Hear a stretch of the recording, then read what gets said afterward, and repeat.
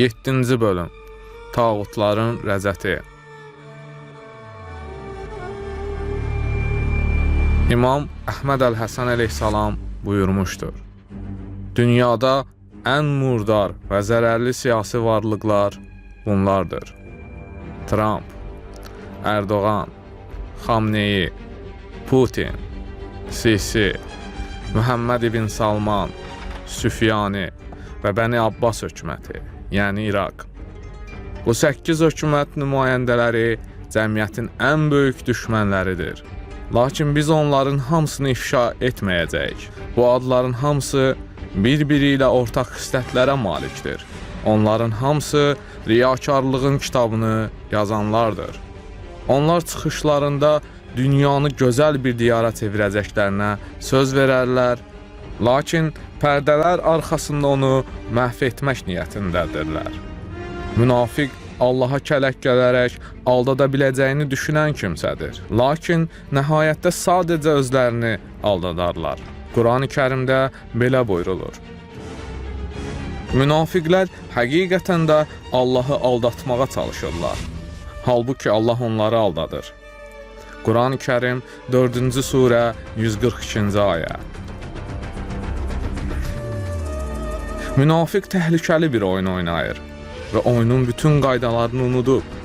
Allah bu kainatı yaradıb və ədaləti təmin etmək üçün müəyyən təbii qanunlar qoyub.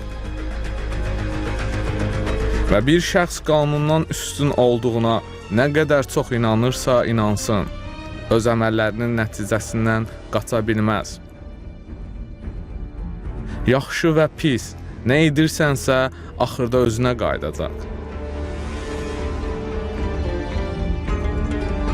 Bu, karma qanunudur. Bəzən biz keçmiş karmik borcumuzun fiziki nişanəsini və ya digər həyatlarımızın emosional xatirəsini daşıyırıq. Energetik yaddaş və ya ruh yaddaşı əslində fiziki formada aşkar ola bilir. Elə buna görə də bəzi insanlar keçmişdə necə öldüklərinə işarə edən doğum ləkələri ilə dünyaya gəlirlər. Məsələn, başından güllə yarası alaraq ölmüş biri, ola bilsin ki, növbəti bədənində eyni ilə həmin nöqtədə doğum ləkəsi ilə doğulsun. Çox vaxt keçmişimizlə indimiz arasında çox bariz və birbaşa əlaqə olur. Nə vermisənsə, eyni ilə onu alırsan. Bu təbiət qanunu Əşraf ibn İshaq Əbu Yəzdi adlı bir nəfərin həyat hekayəsində əks olunub. Əşraf, İmam Musa-i Kazım əleyhissalamın dövründə yaşayıb. Bir gün o, İmam əleyhissalamdan bir hədisi təfsir etməsini istədi. O əleyhissalam hədisin təfsirini dedikdə, Əşraf cavabında güldü. İmam üzünü döndərib getməyə başladı. Əşrafın bədəni qəzəblə dolub daşdı və İmam əleyhissalama arxadan daş atdı. Və daş İmam Musa-i Kazım əleyhissalamın mübarək başına tuş gəldi.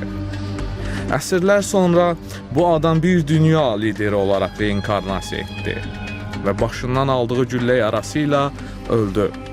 Sanki cəzasının aldığını anladı və son sözlərini bir sual formasında eyni ilə bu cür dedi: Mən sənə nə etmişdim? Bu şəxsin adı bu həyatında Müəmmar Qəddafi idi.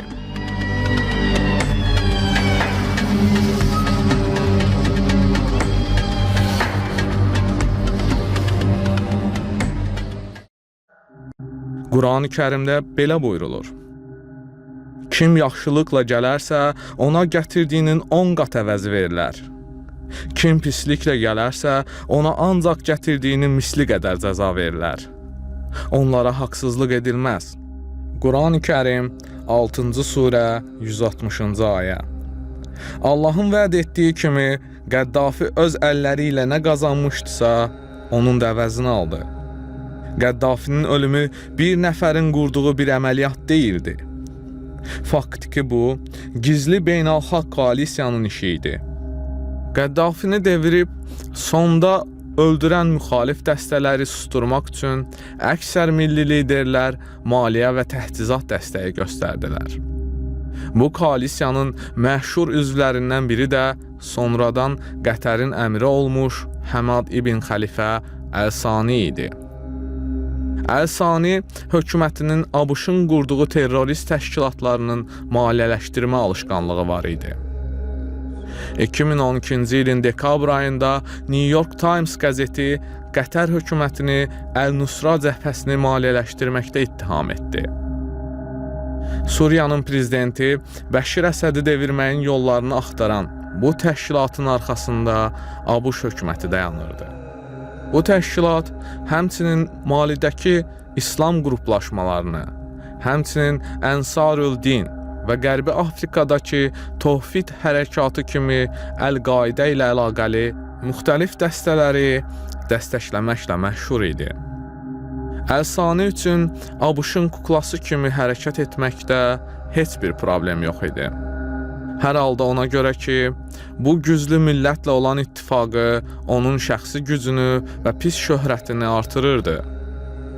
Nəhayət o, həsrətində olduğu gücə sahib oldu. Lakin o buna həmişə çatmayıb. Əl-Sani Məhəmməd əleyhissalamın zamanında yaşamış bir adamın reinkarnasiyasıdır. O, Mədinənin hökmdarı olma yolunda irəliləyirdi. Lakin Peyğəmbər əleyhissalam Mədinəyə gəlişi ilə onun nüfuzunu kölgəyə qoydu. O şəxsin adı Abdullah ibn Übey idi. Bəlkə də onun künyəsini eşitmisiniz. Onun künyəsi münafiqlərin lideri idi. İbn Übey Məhəmməd əleyhissalama dili ilə beyət etmişdi, lakin qəlbi ilə etməmişdi. Məhəmməd əleyhissalama görə ikinci sırada qalan Übey aşkarda və gizlidə Peyğəmbərin təlimlərini məsxərəyə qoyan və yeni dinin Mədinəyə sadəcə çaşqınlıq və təhlükə gətirdiyindən şikayətlənən Mədinə ərəblərinin kuklasına çevrildi. İbn Übeyin təqibçiləri sadəcə və sadəcə döyüş qənimətlərindən pay əldə etmək istədikləri üçün Peyğəmbərin ordusuna köməklik edirdi.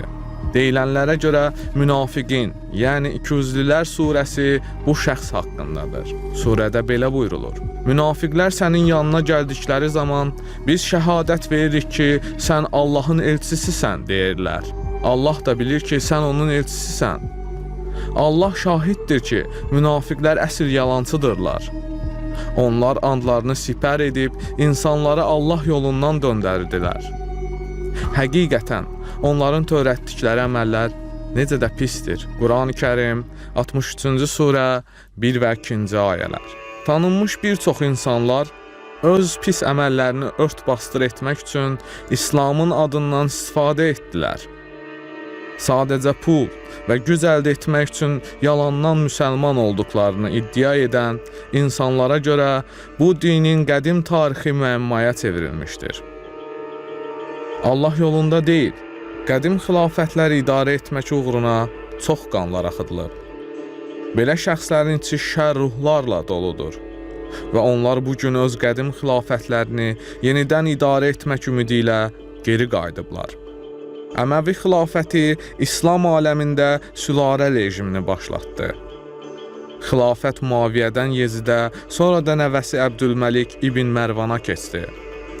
Bəlkə də Əbdülməlik Yerusəlimdə İslamın müqəddəs məkanı sayılan Qübbətü Səhra tikməklə adını tarixə yazmışdır. Müqəddəs bir bina inşa etdirmək Allaha səmimi qulluq kimi görünə bilər. Lakin Əbdülməlik heç vaxt özünə sərf etməyən bir şey etməzdi. Qübbət-i Səhra ictimai ibadət üçün olan bir məscid kimi deyil, hacılar üçün türbə olaraq tikilmişdi. Və tarixçilər qeyd edirlər ki, o, onu özünü mühafizə etmək üçün tikdirmişdi. Əbdülməlik sadəcə olaraq hacıları Məkkədə iqamət edən, düşməni olan Abdullah ibn Zübeyrdən ayırmaq arzusundaydı. Ona görə də o belə bir qərar çıxardı ki, vacib həcc ziyarəti sadəcə və sadəcə Yerusəlimi, Qüdsü ziyarət etməklə tamamlanmış sayılsın. Əbdülməlikin bütün fikri ancaq güc əldə etmək idi və hər nə yolla olursa olsun, ondan yapışmışdı. Əbdülməlik ibn Mərvan öz ailəsinin adət-ənənəsi olan Əhl-i Beyt əleyhissalamı qətrə yetirməyi dayandırdı. lakin buna sadəcə öz siyasi mənfəəti üçün etdi. O, özünün və əcdadlarının əməllərini, öz nüfuzlarını nə qədər azaltdığını gördü. O, öz nüfuzunu möhkəmləndirmək üçün strateji addım ataraq öz əmirliyində yaşayan şiələrin sıxışdırılmasının qarşısını aldı. Bu ömründə Əbdülməlik İbn Mərvan tarixdə etdiyi eyni şeyi təkrarlayır. Belə ki, o Küveytin əmiri Sabah Əl-Əhməd, Əl-Cabir, Əl-Sabah olaraq rəzət etmişdir. Sabahın Küveyt hökuməti ən qapalı və dini cəhətdən ən tolerant olaraq Körfəz millətlərinin qarşısında dayanır. Lakin bu, əmr adına altruizm ilə atılmış addım deyil. Bu sırf özünü müdafiə üçün atılmış addımdır. Hökumətin din və hər tərəfli cəmiyyət azadlığı ideologiyasını önəmsəməməsi Sabahın birləşmiş bir krallığı davam etdirmək arzusundan qaynaqlanır. Ona görə də rəqiblərə meydan çıxmaq üçün heç bir qapı buraxmır.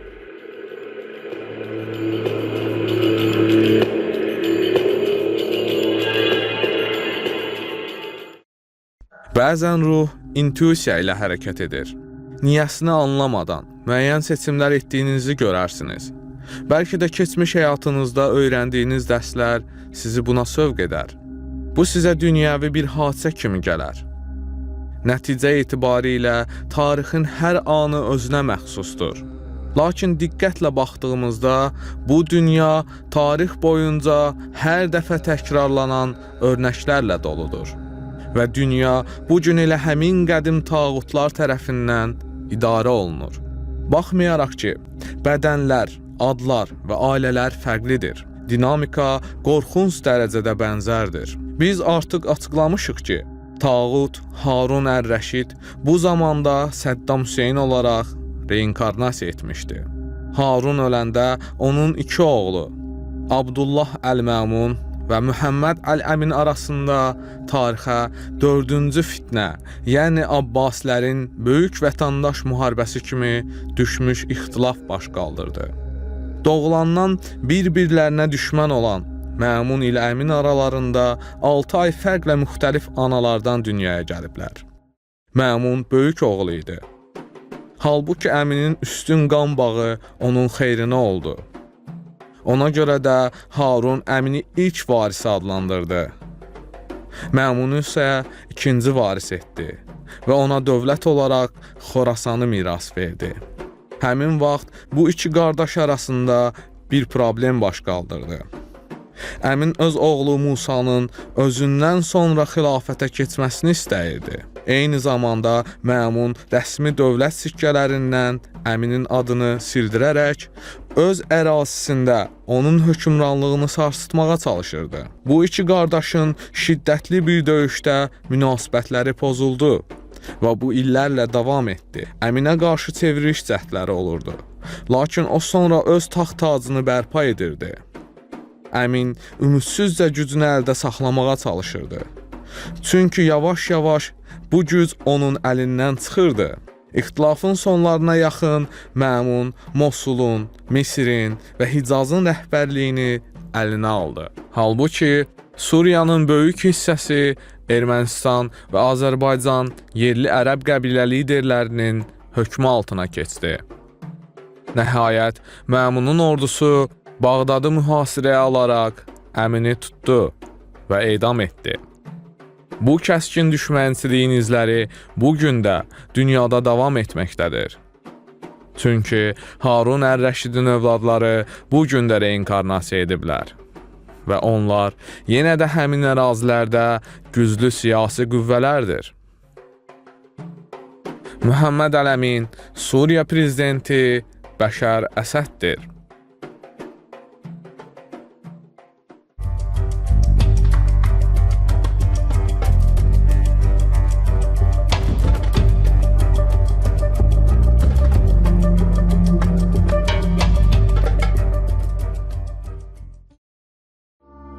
Səddam Hüseyn ilə Əsədin siyasi əlaqələri göz önündədir. Hər iki lider insanları Ərəb Sosialist Bas Partiyasına çağırıb. Əsəd əvvəlki həyatında olduğu kimi bu həyatında da hakimiyyəti atasından, Hafiz Əl-Əsəddən miras aldı. Keçən 10 illikdə Əsəd öz ərazisində ciddi qarşıdurma ilə üzləşdi. Lakin dirənərək itirilməkdə olan gücünü birtəhər qoruyub saxladı. Görünür ki, keçmişdən qalmış köhnə etibarsızlıqlar Əsədin yaxasını buraxmadı. Abbasilərin vətəndaş müharibəsində Məmun Əminin adını pul vahidlərindən sildirərək onun simvolik gücünü əlindən aldı. Suriyaya liderlik etmək uğrunda gedən 7 illik vətəndaş müharibəsindən sonra 2017-ci ildə Əsəd milli pulun üzərinə öz şəklini qoydu. Bəlkə də Əsəd Məmuna göstərmək istəyir ki, hələ də rəhbərlikdədir. Abdullah Əl-Məmun Səudiyyə Ərəbistanının vəliəhd şəhzadəsi Məhəmməd ibn Salman Əl-Səuddur. Məhəmməd ibn Salman keçmiş Hicaz torpaqlarının, yəni indiki Səudiyyə Ərəbistanının aşkar varisidir və o, xalq dilində Əsəd rejiminə qarşı dayanan, MBS olaraq tanınan birliyin bir parçasıdır. Əsəd hökumətinin Rusiya, İran və Hizbullah ilə güclü bağları var. Digər yandan, Səudiyyə Ərəbistanı, ABŞ ilə sıralanan Misir, İordaniya və Ərəb Körfəz dövlətləri kimi ölkələrin aparıcı qərb yönlü kampı olaraq təqdim edilmişdir. 2018-ci ildə mətbuat konfransında İbn Salman qeyd etdi ki, əgər rejimə qarşı olan ABŞ-ın rəhbərlik etdiyi koalisiya qüvvələri Səudiyyədən yardım istərsə, onun xalqının hərbi qüvvələri Suriya diktatoru Əsədə qarşı beynəlxalq koalisiyaya qatılacaq. Belə bir hadisə iki köhnə qardaşı yenidən bir-birinə qarşı müharibəyə sövq edəcəkdir. Eyni ilə atası Harun Ər-Rəşid kimi Əhl-i Beyt əleyhissalamın nuru Məmunu da qorxuya salırdı. O, İmam Rıza əleyhissalamın şiələri və ona sadiq olan İranlılar arasında nüfuza görə çox narahat idi və mümkün olan hər yolla onu nəzarət altında saxlamaq istəyirdi. O düşünürdü ki, vəziyyəti nəzarət altında saxlamaq və problemləri həll etmək üçün İmam Rıza əleyhissalamı öz varisi adlandırmaq münasibətləri gücləndirəcək. İmam Rıza əleyhissalam Bağdada hicrət etdi. Lakin o bilirdi ki, göz görə-görə ölümə doğru gedir. Özünün də bəyan etdiyi kimi, and olsun Allaha, bizim içimizdə şəhid edilərək öldürülməyəcək heç kim yoxdur. Onlar soruşdular, ey Rəsullahın oğlu, sizi kim öldürəcək? O həzrət buyurdu, Allahın yaratdıqlarının mənim zamanımdakı ən yaramazı məni zəhərlə öldürəcək. İyuni Əxbari Rıza, cild 2, səhifə 256. Allahın höccətini qətlə yetirməkdən daha pis bir əməl ola bilərdimi? Həqiqətən də zülmət nurdan qorxur və həmişə onu söndürməyə çalışır. Adətən bu cür əməllər şərli insanların işləridir. Lakin bəzi qadınlar da şeytani ola bilir. Belə bir kindar qadın bir dəfə gümüş bir tasda vəftizçi Yahyanın başını istəmişdi və elə o güclü bir vəzifədə idi ki, arzusu icra edildi. O, Cəlilənin kraliçası Hirudiya idi. Hirudiya Herodot xanədanlığına mənsub idi. Onun üçün sadəcə bir şey dəyərli idi: güc. O, Filip adlı bir kişi ilə evləndi. Lakin sonralar daha güclü olan Herod Antipas ilə evlənmək üçün onu özündən uzaqlaşdırdı. Yeni evliliyi hörmətə layiq deyildi və Yahya onların zinakarlığını ictimai şəkildə qınayırdı. Hirudiya Yahya əleyhissalama qarşı kin saxlayır və onu edam edilməsini istəyirdi. Herod Antipas vəftizçi Yahyanı ölümə məhkum etmək istəmirdi. Odur ki, Hirudiya öz arzusuna çatmaq üçün hiylə işlədərək bir plan qurdu. Herodun ad günündə Hirudiya ilk evliliyindən olan qızı Salomeni Herod üçün rəqs etdirdi. Bu da Herodonu o qədər məmnun etdi ki, ona dilədiyi şeyi verəcəyini dedi. Anası tərəfindən yönləndirilən Salome gümüş qabda Yahyanın başını istədi. Herod könülsüz olsa da bu diləyi yerinə yetirmək məcburiyyətində qaldı. Hirudiyanın hərəkətləri onun əxlaqsız, sərt və manipulativ bir qadın olduğundan xəbər verir. Faktiki olaraq o, tarixin ən pis qadınlarından biri olub və onun ruhu bu gün də reinkarnasiya etmişdir. Sinxronizasiya Allahın dilidir və bəzən keçmiş həyatlarımızın ipucları mövcud zamanın təfərrüatlarında gizli olur. Hirudiya, Tetrix Herod Antipasın qanunsuz arvadı idi və ondan əvvəl Herodun qardaşı Filippin arvadı olmuşdu. Bugün yenə onun ərinin adı Filippdir və əvvəldə olduğu kimi bu gün də güclü hakim bir ailədə dünyaya gəlmişdir. Cəlilə kraliçası Hirudiya bu gün İngiltərə kraliçası 2. Yelizabetdir. Kraliça Yelizabet dünyada ən məşhur siyasi figurlardan biridir və seçilmiş liderlərdən fərqli olaraq yaşadığı müddətdə onu heç kim əvəz etməyəcək. O, kraliyyət sülaləsindən gəldiyinə görə bu vəzifəni tək başına daşıyır. Kraliça Yelizabetin şəcərəsi onu digər dünya liderləri ilə birləşdirir. Onun şeytan şərşəranın reinkarnasiyası olan George Bush və rəcət etmişlərdən olan Barack Obama kimi müxtəlif ABŞ prezidentləri ilə uzaqdan qohumluğu var.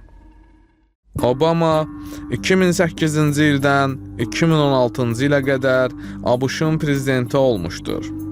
O, ABŞ millətinin tarixində ən şanlı prezidentlərdən biri sayılıb. Faktiki olaraq 2018-ci il anketində vətəndaşlar onu öz zamanlarının ən böyük prezidenti elan etdilər. Obamanın prezidentlik dövrü təsadüfi deyil. O, bir çox rəsulların və nəbilərin bu yer üzündə reinkarnasiya etdiyi Rəcət dövründə Məsih Dəccalın ümmətini idarə etdi.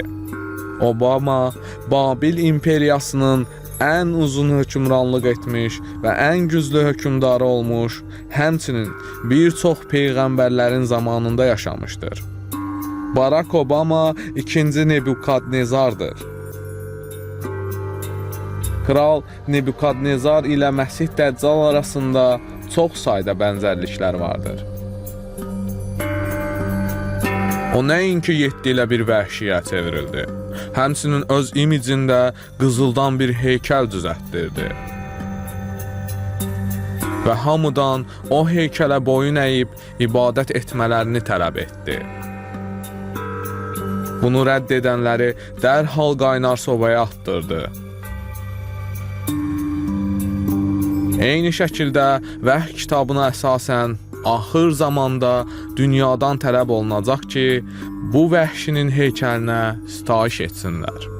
Yerusəlimi fəth etmiş, Süleyman məbədini məhv etmiş və İsrail oğullarının Babil əsarətinin əsasını qoymuş 2. Nebukadnezar Allah adamlarının böyük düşməni idi. Əsirlərdən ikisi Allahın nəbiləri Daniel və Hizgil idi. Hizgil Nebukadnezarı bu cür qələmə alır. Qanadları uzun və güclü, rəng-rəng tüklərlə dolu bir iri qartal. Hizgil 17-ci bölüm 3-cü ayə. Nebukadnezar fərqli dillərə, mədəniyyətlərə və adət-ənənələrə sahib müxtəlif millətləri ələ keçirmişdi. Bu dövrdə o, milli simvolları qartal olan və çox güclü nüfuza sahib, özündə mədəniyyətləri bir-birinə qarışdırmış bir millətə rəhbərlik etdi. 2. Nebukadnezar Yerəmiya peyğəmbərin yaşadığı dövrdə hökmranlıq etmişdi. O zamanda Yeremya Babil əsirliyindən qurtulmuşdu. Lakin onun ruhunun taleyində axır zamanda bir daha Nebukadnezar ilə qarşılaşmaq varmış. Yeremya axır zamanda mühüm bir rola sahib olacaq. Onun ruhu bu planetə qədim zamanlardan ta bu günümüzə qədər dəfələrlə gəlmişdir. O, qədim Misirdə Osiris olaraq reinkarnasiya etmişdi və o dövrdə Set adlı amansız tağut və şəxsi düşmənlə qarşı-qarşıya gəlmişdi. Setin adı adətən məna etibarilə çaşqınlığın səbəbkarı və ya dağıdıcı olaraq tərcümə edilir. O, müharibə, xaos və fırtınalarla əlaqələndirilir. Əfsanəyə görə Set, Osiris, Isis və Neftin qardaşıdır. İlk doğulan Osirisə Misirlərin dili ilə Misir torpaqlarının, yəni aləmin hökmdarlığı verilmişdi. Osiris yeni yaradılmış insanlara mədəniyyəti və kənd təsərrüfatını öyrətdi. Onun üçün qanunlar tərtib etdi və onlara Allaha müvafiq şəkildə ibadət etmək yollarını öyrətdi. Set, Osirisin gücünə həsəd edərək böyüdü və onun uğrunu qısqandı. İçi paxıllıqla dolu olan Set, Osirisi qətlə yetirərək onun haqqını qəsb etdi. Və Misir Setin hakimiyyəti altında sıxıntılar çəkdi. Çünki Osirisin tərəfindən qurulmuş sistem yavaş-yavaş çöktü. İnanca görə Set fironlara güc və hökmranlıq verən iki tanrıdan biri idi. Bu da ona hökmdarların hörmətini qazandırırdı. Bəzi krallar onun adı ilə anıldı. Digərləri isə öz dominantlıq və güclərini göstərmək üçün emblemlərinin bir hissəsi olaraq Set, heyvanı rəmzindən istifadə edərdilər.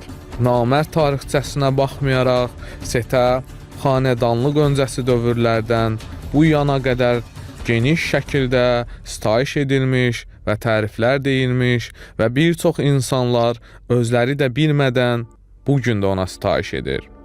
Set bu dövrdə önəmli bir dünya lideri və hərbi qəhrəman olaraq reinkarnasiya etmiş və öz gücünə və qüdrətinə görə təriflənmişdir. Açıq-aşkar, tuğyankar əməllərinə baxmayaraq ona bütpərəstlər kimi bağlı olanlar var. O, Misirin prezidenti Əbdülfəttah Əl-Sisidir. Sisiyə Misiri Muhammed Mursinin əlindən xilas edən bir qəhrəman kimi rəğbət bəslənir. O, Hüsnü Mübarəkin 30 illik zalım hökmranlığından sonra uğurlu rəhbərlikdə ikinci şansı təmsil edir. Sisinin siyasi rəqibi Hüsnü Mübarək də geri qayıdanlardandır. Hər iki şəxs önəmli bir xüsusiyyəti paylaşırlar. Onlar hər ikisi bir mənalı olaraq Osirisin qədim düşmənlərindəndir.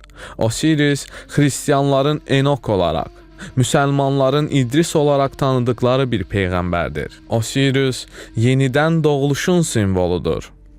O, axirətin tanrısı və ölülərin hökmünü verəndir. Qədim Misir kəhanətlərində Osirisin axır zamanda geri dönəcəyi qeyd olunur. Bu kəhanətlər artıq gerçəkləşmişdir. Osiris də qədim düşmənləri kimi bu gün bir Misirli olaraq reinkarnasiya etmişdir. Set ilə Osirisdən sonra Misir Firon Kepus və onun oğlu Kafra kimi fironların canişinliyində oldu. Tarix kitablarına əsasən Böyük Piramida böyük ehtimalla 4-cü xanədanlıq dövründə Kufunun əmri ilə inşa edilib. Lakin bu tarixlə bağlı böyük bir problem var ki, bu da dəlil çatışmazlığıdır. Faktiki olaraq bu piramidanı Kufunun tikdirdiyinə dair konkret bir dəlil yoxdur. Və bir çox dəlilə əsasən o, Kufunun hökmranlığından uzun illər əvvəl tikilib. Tarix həmçinin Kufunun oğlu və canişini Məlik Kafranın da ikinci ən böyük Giza piramidasını inşa edən önəmli bir qurucu olduğunu qeyd edir. Bununla yanaşı Kafranın böyük Sfinks olaraq ölümsüzləşdirilmiş bir subyekt olduğuna inanılır. Lakin bu zəif nəzəriyyə Sfinksin, Kafranın piramida məbəd kompleksinə yaxınlığına əsasən dəstəklənmişdir. Həmçinin Misirşünaslar iddia edirlər ki, Sfinksin öz quruluşunda və Kafranın heykəlləri arasında müəyyən bənzərliklər var. Onun heykəllərinin Sfinksin zədələnmiş üzü ilə açıq-aydın bənzərliyi yoxdur. Halbuki, bugünkü dövrdə o heykəllərin Sfinksin üzü ilə cüzi bənzərlikləri var. Qədim tarixçilər Kafranı 66 il boyunca Misir xalqına zülm etmiş, kafir və qəddar tağut olaraq təsvir edirlər. Müasir dövrdə isə onun zülmü sadəcə bunun yarısı qədər davam etdi. Lakin onun qəddar təbiəti həminki kimi qalırdı. Kafra Hüsnü Mübarək olaraq reinkarnasiya etmişdir. Mübarək, böyük korlanmış rejimə 30 il rəhbərlik etmişdir. Lakin onun demokratiya adı altında maskalanmış administrasiyası saxta seçkilərlə Mübarəkin hakimiyyəti əlində saxlamasını təmin etdi. İctimaiyyətdə güya Mübarək qanunlar çərçivəsində oynayırdı. Lakin bağlı qapılar arxasında o, daha çox istədiyi hər şey edən bir kral kimi davranırdı. O, hətta öz gücünü oğlu Camala ötürməklə idarəçiliyini ailə xanədanlığına çevirərək uzatmağı düşünürdü. Hüsnü Mübarəkin hakimiyyəti 1981-ci ildən 2011-ci ilə qədər davam etdi. Onun hakimiyyətinin əvvəllərində Misirdə taleyinə bu millətin tarixinin məcrasını dəyişəcəyi yazılmış bir uşaq dünyaya gəldi. Uşaq böyüyüb böyük bir şəxsiyyət oldu. O, piramidaları tikən Osiris'in reinkarnasiyasıdır. O, sirli Sfinkslə həqqi mənada əlaqədar şəxsdir. O, Misirin sahibi Abdullah Haşim Əbasadiq əleyhissalamdır. Və o bugün ən qədim düşmənləri ilə üzləşmək üçün rəcət etmişdir. Muhammed əleyhissalam buyurmuşdur: Misir sahibi qeybət və uzun səssizlikdən sonra ortaya çıxacaq və sirlərlə dolu mağaranı açacaq və intiqam deyə səslənəcək. O, Mehdiyə zəmin hazırlayacaq. Ən qaranlıq saatdan sonra işıq görünümü başlayır. Bu, yer üzündə hər səhər təkrarlanan təbii bir döngüdür və şəfəqin işığı qaranlığın gizlətdiyi hər şeyi aşkar edir. Artıq yeni bir günün başlanmasının vaxtıdır.